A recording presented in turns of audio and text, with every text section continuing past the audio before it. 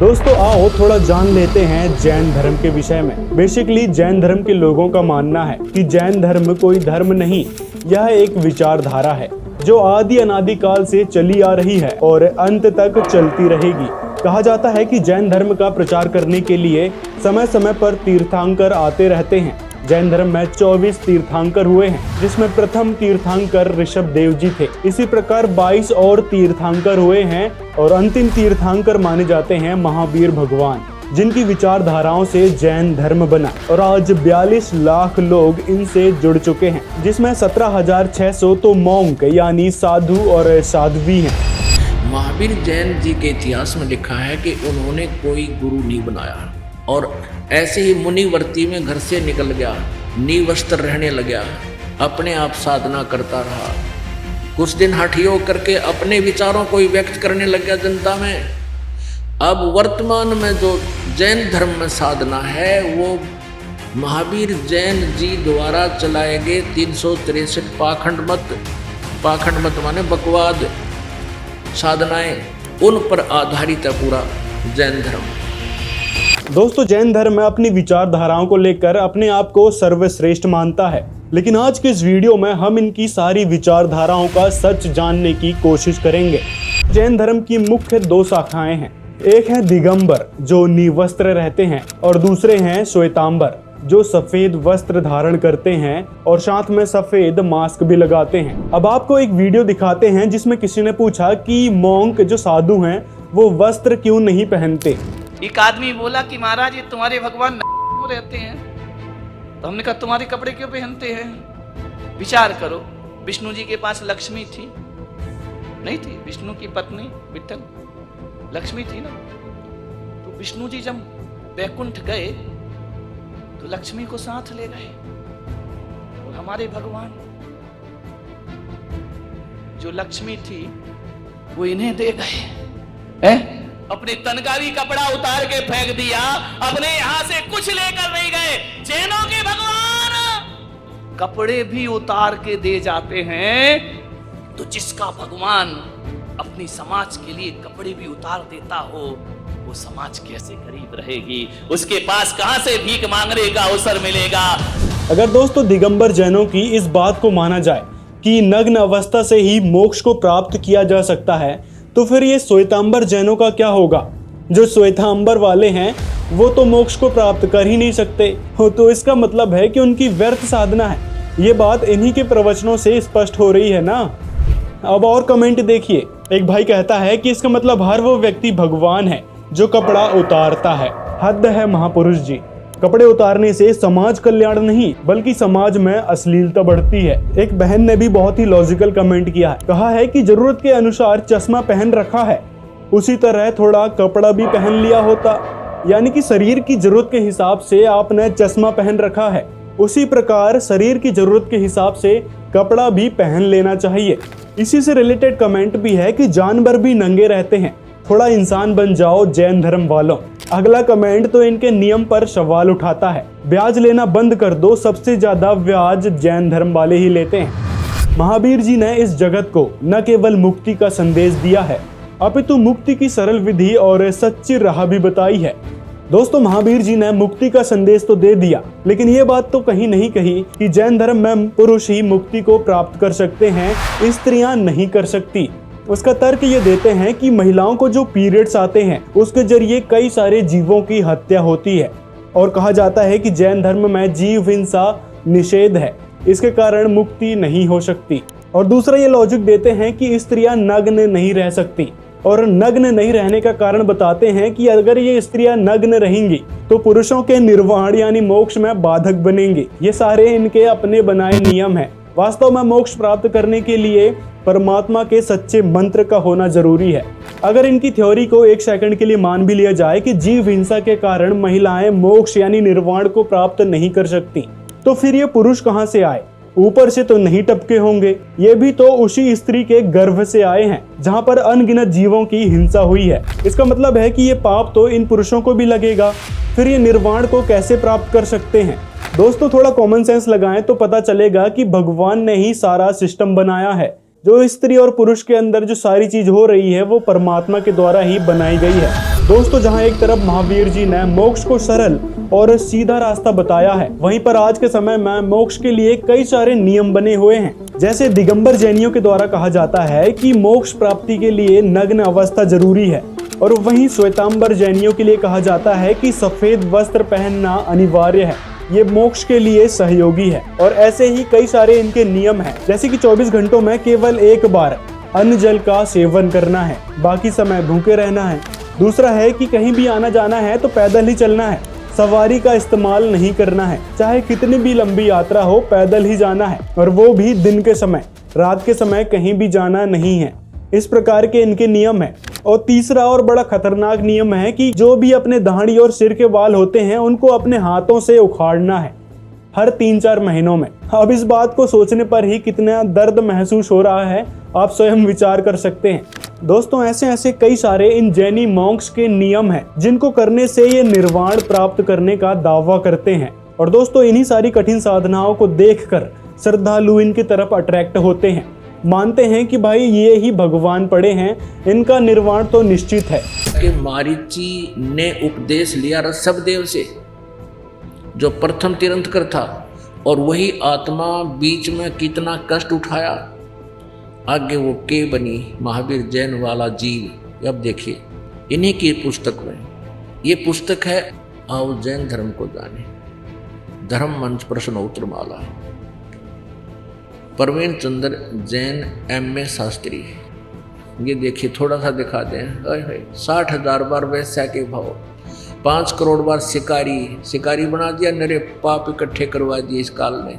20 करोड़ बार हाथी के भाव, 60 करोड़ बार गधे के भाव, 30 करोड़ बार कुत्ते के भाव, 60 करोड़ बार नपुंसक के भाव, 20 करोड़ बार स्त्री के भाव, 90 लाख बार धोबी, 8 करोड़ बार घोड़ा, 20 करोड़ बार बिल्ली, और 60 लाख बार गर्भपात से मरण, 80 लाख बार देवता हुआ। बस 80 लाख बार तक देवता, और बाकी अविरण में टीनरी। ये तो उस प्राणी की है जो विधिवत काल के गुरु परंपरा में रहकर साधना कर रहा था। और अब ये उसके बाद ये नरक में भी गया, मारुति वाला जो फिर प्रथम नरक में गया। और फिर ये महावीर जैन हुआ, 24 में तीर्थंकर श्री महावीर भगवान हुए। महावीर भगवान होया फिर श्री महावीर भगवान के जीव ने कितने पाखंड मत चलाए, 363 पाखंड मत चलाए। अब महावीर जैन की के दुर्गति हुई होगी, उसका तो वर्णन नहीं कर सकते, क्योंकि उसने तो गुरु बनाया ना। और ये पाखंड मत माने शास्त्र विधि को त्याग कर मनमाने आचरण ये चला दिए, जिसको वर्तमान में जैन धर्म के सभी अनुयायी उसी से आके अपनी साधनाएं कर रहे हैं। तो इनका क्या हाल होगा ये कहने की जरूरत को नहीं, ये तो समझने की आवश्यकता है। अब दोस्तों, जैन धर्म में एक और नियम है कि वो स्त्रियों को बहन, बेटी और माताओं की नजरों से देखते हैं, लेकिन फिर भी ये लोग स्त्रियों को नजदीक नहीं आने देते। और कारण क्या बताते हैं कि स्त्रियों के पास आने से इनके मन में गलत भावना जागृत होगी। अब दोस्तों, आप ही विचार करो, क्या बहन, बेटी और माताओं को देखकर किसी के मन में गलत धारणा उत्पन्न हो सकती है? अगर वो सही में साधु होते तो इस प्रकार की नौटंकी नहीं करते। ये मनमाना ड्रामा है। कहने का मतलब है कि वो इस नियम में चल ही नहीं रहे हैं, अगर उनकी सोच इस टाइप की है तो। अब दोस्तों, इनके दोगलेपन पर थोड़ा नजर डालते हैं। एक तरफ ये कहते हैं कि कर्म समाप्त नहीं हो सकते, उसको भोगने का अभ्यास बनाइए। देखिए, एक आम गृहस्थ के लिए मैं कहता हूँ, अगर आप अपने कर्मों को काटना चाहते हैं तो बड़ा सरलतम उपाय देता हूँ। आपको पता है दुख क्यों आता है? पाप कर्म के योग से। यही है ना, दुख का आना किसका साइन है? पाप के जाने के लक्षण है। आप जितना सहोगे उतना समर्थ बनोगे। तो कुछ भी हो उसे सह लीजिए, सहने का अभ्यास बढ़ाइए। अब दूसरी तरफ ये नमोकार महामंत्र को पावरफुल मंत्र बता रहे हैं, जिससे पाप कर्म भी समाप्त हो जाएंगे। ये अनुभूत प्रयोग हैं नमोकार महामंत्र। इसकी महिमा में कहा, ये पंच नमस्कार मंत्र सभी पापों का नाश करता है। तो हमारे भी पाप कर्म नष्ट करेगा ये पंच नमस्कार मंत्र का प्रथम पद। ये 5 नमस्कार करने से हर पाप का नाश होता है। ये है धर्म का परम फल। अब इनका दोगलापन देखो, एक तरफ कह रहे हैं कि कर्म समाप्त नहीं हो सकते, जो दुख आएंगे उनको भोगने का अभ्यास करो, यानी जो दुख आ रहे हैं उनको सहन करने की आदत डालो। और दूसरी तरफ ये कह रहे हैं कि आपको जो नमोकार महामंत्र दिया है वो सबसे पावरफुल मंत्र है, उससे पाप कर्म समाप्त हो जाते हैं। अब इनकी किस बात पर विश्वास करें यही समझ नहीं आ रहा। अगर आपको समझ में आया हो तो कमेंट में ज़रूर बताएं। दोस्तों, जैन धर्म में एक मंत्र नहीं है, कई सारे मंत्र हैं जो जैन मुनियों के लिए अलग हैं, जो श्रद्धालु हैं, जो भक्त हैं उनके लिए अलग हैं। ऐसे कई तरीके के मंत्र हैं। संकट निवारण के लिए अलग मंत्र हैं। दोस्तों, अगर इनके ये मंत्र पावरफुल होते और इनकी जो कठोर साधना है वो सही में शक्तिशाली होती तो जैन मुनियों की ऐसी हालत नहीं होती। देखिए जागरण.com की ये रिपोर्ट, 20 दिन पहले उन्हें पीलिया हुआ था, उन पर अब दवाओं का असर होना बंद हो गया है। कई दिन तक दर्द में रहे और अंत में सलेखना या दूसरा नाम संथारा भी है, इसके जरिए इनकी मृत्यु हो गई। दोस्तों, सलेखना और संतारा बेसिकली एक समाधि है जिसमें वे अंजल का त्याग कर समाधि लगा लेते हैं और इसी अवस्था में प्राण छूट जाते हैं। दोस्तों, ऐसी क्रिया को साल 2015 में राजस्थान हाई कोर्ट ने इसे आत्महत्या बताया था। कोर्ट ने भारतीय दंड संहिता 306 और 309 के तहत इसे दंडनीय अपराध बताया था। दोस्तों, ये तरुण सागर के साथ हुई एक घटना नहीं है, ऐसे कई सारे जैनी मॉन्क्स हैं जिनके साथ ये घटना हो चुकी है, जिनकी दर्दनाक मृत्यु हुई बीमारी के कारण।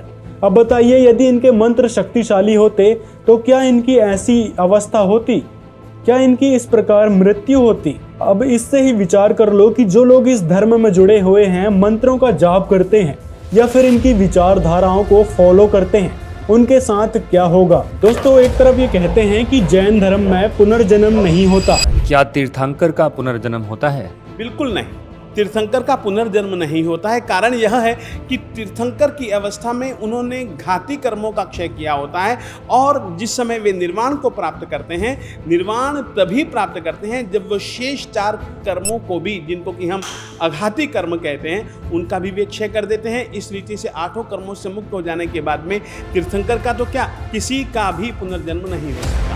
मूर्ख बनाने के लिए अनजान लोग कहते हैं कि जो तीर्थंकर बन जाता है, जो तीर्थंकर की पदवी प्राप्त कर लेता, उसका पुनर्जन्म नहीं होता।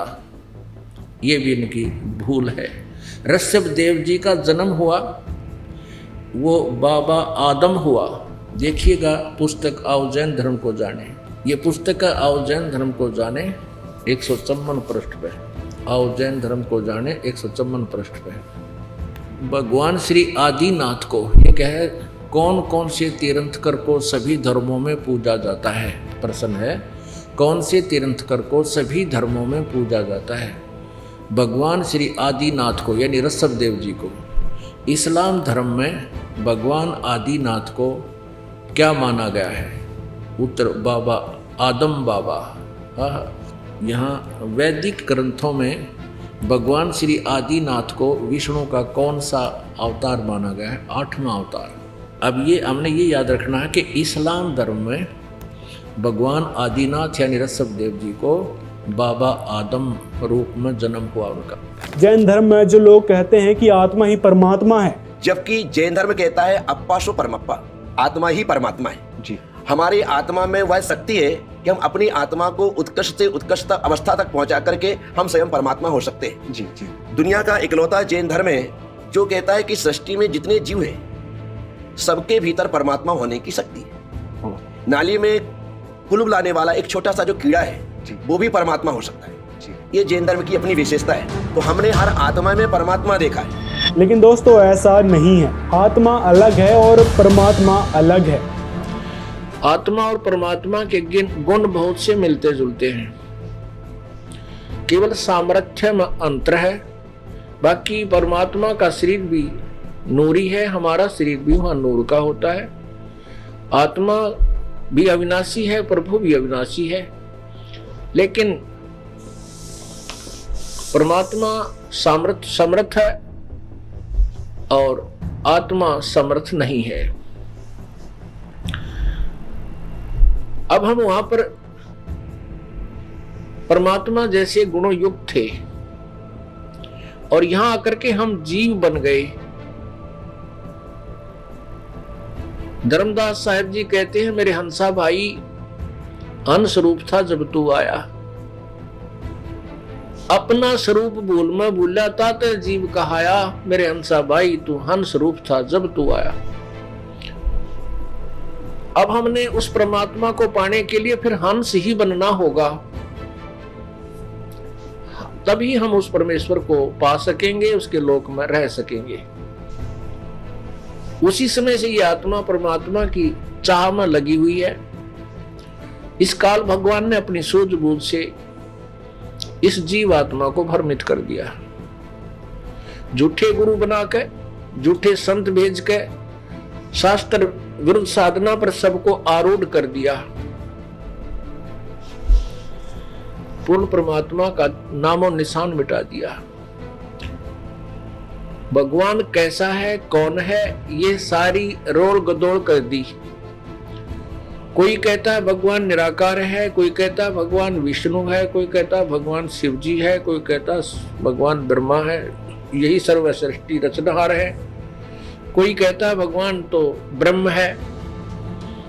यानी किसी की भी थ्योरी, किसी का भी सिद्धांत एक दूसरे से मेल नहीं करता, जो लोक वेद है।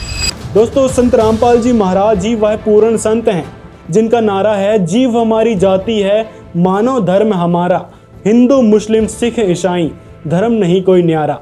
यानी संत रामपाल जी महाराज सभी सदग्रंथों के अनुसार सत्य भक्ति बता रहे हैं। अब वापस आना पड़ेगा अपने, और यहाँ से मोक्ष होगा।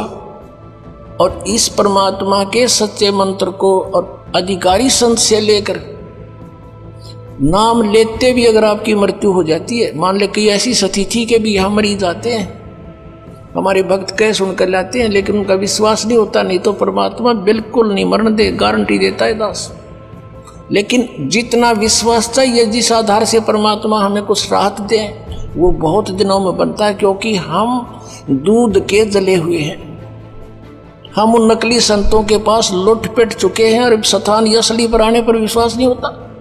जैसे एक बाजार में और 9 नकली दुकान हो, धोखे कर रहे हो, और 10वीं के ऊपर कोई व्यक्ति जाता है तो उसके दिमाग में वह साइकोलॉजी रहती है कि भी माल डुप्लीकेट पाओगा, चाहे कति ओरिजिनल दरले विश्वास हो को नहीं, वो तो बरत्या पता चलेगा, उसका यूज करेंगे तब। और फिर भी उसने उपदेश ले लिया, उपदेश लेते ही भी उसकी प्राण छूट जाते हैं। मनुष्य जीवन उसको गारंटीड है, उसके तो सौभाग्य था, उसको मनुष्य जीवन तुरंत मिलेगा। अरीब ते स्टार्ट हुआ है भक्ति युग का, हजारों वर्ष चलेगा, ये तुरंत वापस मनुष्य जीवन होगा। आते ही फिर उसको छोटी सी उम्र में ये मार्ग मिलेगा, और पूरी उसको आयु देगा भगवान, और लेके इस अगले जन्म में पार हो जाएगा। तो और यहाँ ना आता तो उसने मरना ही मरना था, और भूत भी बनना था, बिरान दुर्गति हो जानी थी। तो उससे भी उसके सब पापों का नाश करके परमात्मा तुरंत मनुष्य जीवन दिला देता है। इतने दयालु ही है भगवान। दोस्तों, अगर वीडियो पसंद आया हो तो लाइक जरूर करें और सभी मित्रों तक ये वीडियो शेयर करें, ताकि जैन धर्म में जो चीज चल रही है उसका लोगों को पता चल सके। दोस्तों, कमेंट में अपनी राय जरूर बताएं कि आपने इस वीडियो से क्या सीखा है। मिलते हैं अगले वीडियो में।